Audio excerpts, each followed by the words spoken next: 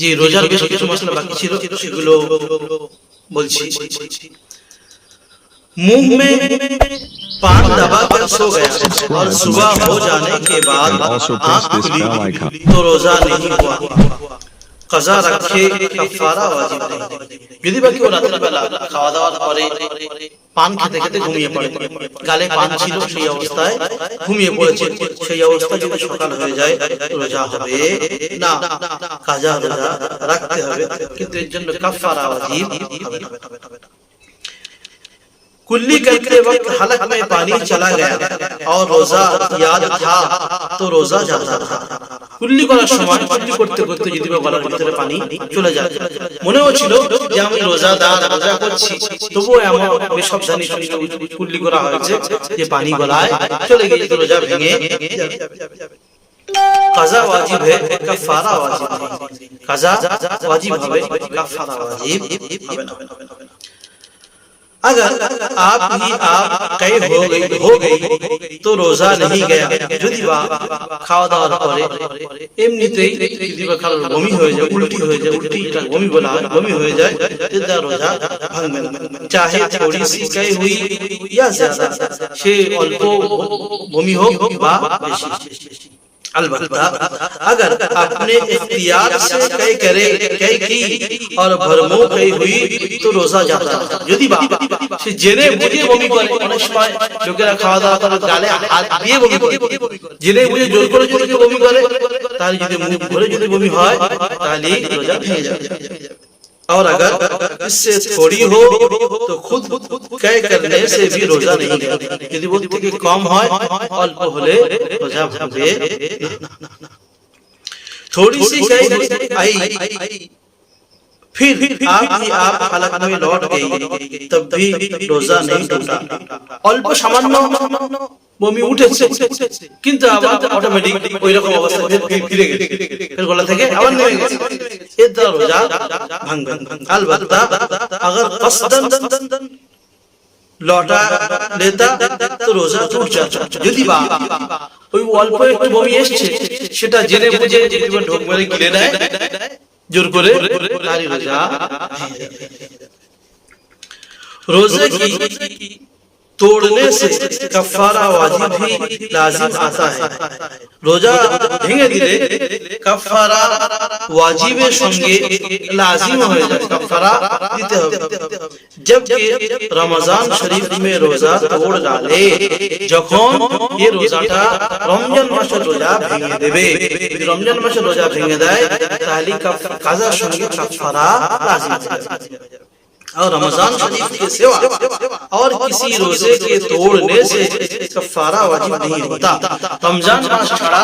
অন্য কোন রোজা যদি বা রেখে ভেঙে দেয় এর জন্য শুধু রোজা কাজা করতে হবে, কফারা ওয়াজিব হবে না। चाहे जिस तरह रोजा तोड़े, সে যেমন ভাবে রোজা ভাঙুক, রমজান মাসের রোজা ছাড়া অন্য কোন রোজা যদি এমন ভাবে ভেঙে দেয় বা না রাখে করতে করতে যদি ভেঙে দেয়, শুধু রোজার কাজা ওয়াজিব হবে, কাফারা ওয়াজিব হবে না। अगर যে ও রোজা রমজান কি কাজা क्यों না हो, যদি বা সে রোজাটা এর আগে রমজান মাসের কাজা রোজা রাখতেও যদি এমন করে থাকে তবুও কাফারা ওয়াজিব হবে না। রমজান মাসের ভিতরে এমন করলে তবেই কাফারা ওয়াজিব হবে, রমজান মাসের বাইরে রোজা ভাঙলে রোজার কাফারা ওয়াজিব হবে না। किसी ने रोजे में नाश किया या कान में तेल डाला या जुलाब में अमल लिया और पीने की दवाई नहीं पी तब भी रोजा जाता था। যদি বা কেউ রোজা অবস্থায় ইনহেলার নাশ দিয়ে মানে নাকে যে সমস্ত জিনিসগুলো লাগে সত্যি কারণে টানতে হয়, করতে হয়, বা যাদের কাশি কাশি হয় মুখ দিয়ে টানে, এই সমস্ত জিনিসগুলো যদি বা রোজা অবস্থায় ব্যবহার করা হয়, বা যাদের পায়খানা থেকে যে বন্ধ হয়ে গেছে, পায়খানা রাস্তায় দিয়ে বের করা সিস্টেমগুলো রয়েছে, এই সমস্ত যদি ব্যবহার করা হয় রোজার দ্বারা কি হয়ে যাবে? लेकिन सिर्फ কাজা ওয়াজিব है কাফারা ওয়াজিব नहीं কিন্তু এর দ্বারা শুধু রোজা কাজা ওয়াজিব হবে কাফারা ওয়াজিব হবে না और अगर कान में पानी डाला तो रोजा नहीं है যদি বা কেউ কানে পানি দেয় তো পানি দিলে রোজা এর দ্বারা ভাঙবে অনেক সময় গোসল করতে করতে ডুব মারলে পানির মধ্যে পানি ঢুকে যায় এর দ্বারা রোজা কোনো অসুবিধা হবে না मुंह से खून निकलता है उसको थूक के साथ निकल गया तो रोजा टूट गया यदि কারণ মুখের ভিতরে রক্ত বের হয় আর ওটা থুতুর সঙ্গে যদি গিলে নেয় তাহলে রোজা ভেঙে যাবে अलबत्ता अगर खून थूक से कम हो और खून का मजा हलक में मालूम ना हो तो रोजा नहीं टूटा যদি রক্ত থুতু থেকে কম হয় আর রক্ত যে যেরকমই যেরকম টেস্ট লাগে সেরকম টেস্ট যদিও না বুঝতে পারে তাহলে রোজা ভাঙবে না कोयला चबाकर दांत मांजा और मांजन से दांत मांजा मगर मांजा मकरूह है যদি বা কেউ কয়লা চিবিয়ে যেমন কয়লা পোড়ানোর পর ছাই হয়ে যায় ওই সমস্ত ছাই যদি দাঁত দিয়ে দাঁত মাজে বা মাজন দিয়ে যদি দাঁত মাজে এই সমস্ত জিনিস দিয়ে দাঁত মাজা মকরুহ और अगर उसमें से कुछ हलक में उतर जाएगा तो रोजा जाता रहेगा যদি বা ওই সমস্ত জিনিস ব্যবহার করার সময় দাঁত মাজার সময় যদি কোনো গলাতে যদি চলে যায় তাহলে তার রোজা ভেঙে যাবে और मिसवाक से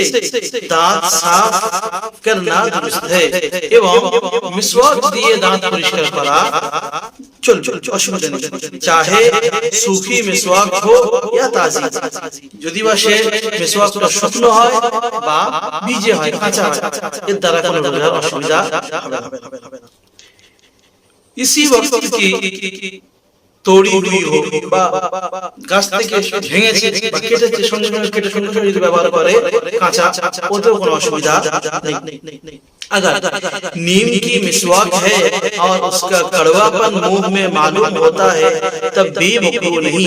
যদি বা কাঁচা নিমের দাঁতন কাটা হয় মিসওয়াক কাটা হয় কেটে যদি দাঁতে ঘষা হয় সঙ্গে সঙ্গে তেতো তেতো ভাব মনে হয় যদি তার তেতেও কালো মনে হয় এর দ্বারা তবুও রোজা নষ্ট হবে না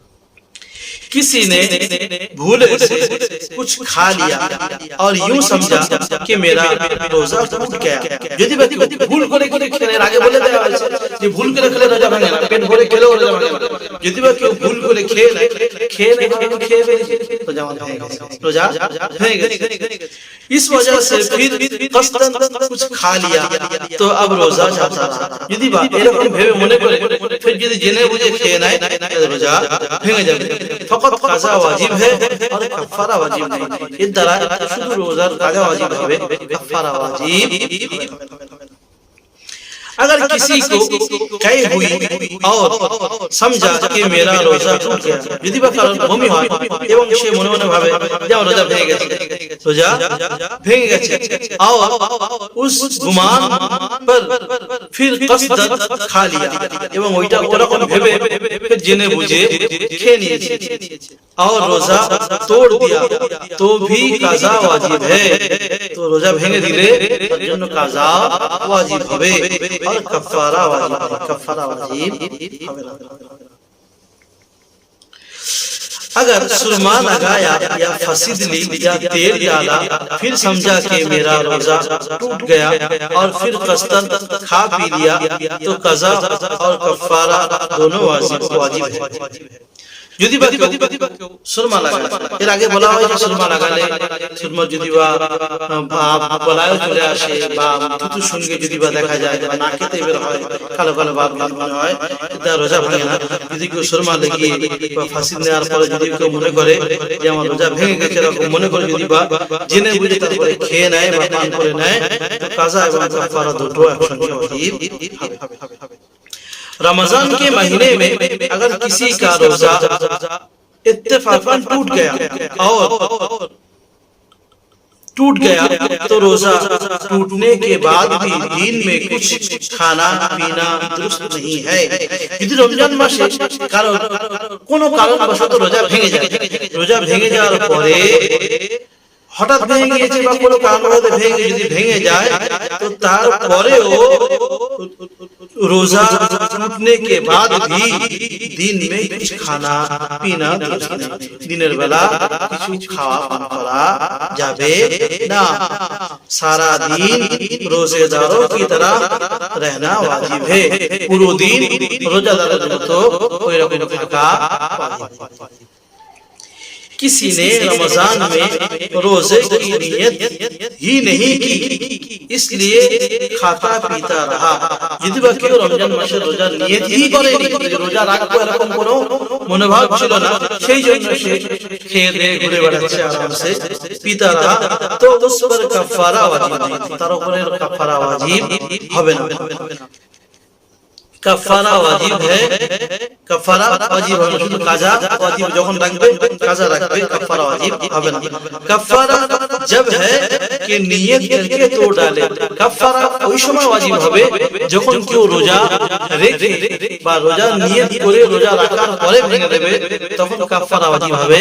এছাড়া রোজার कफारा वाजिब হবে না কাজা वाजिब হবে कफारा वाजिब হবে না বুঝে এসেছে আসসালামু আলাইকুম।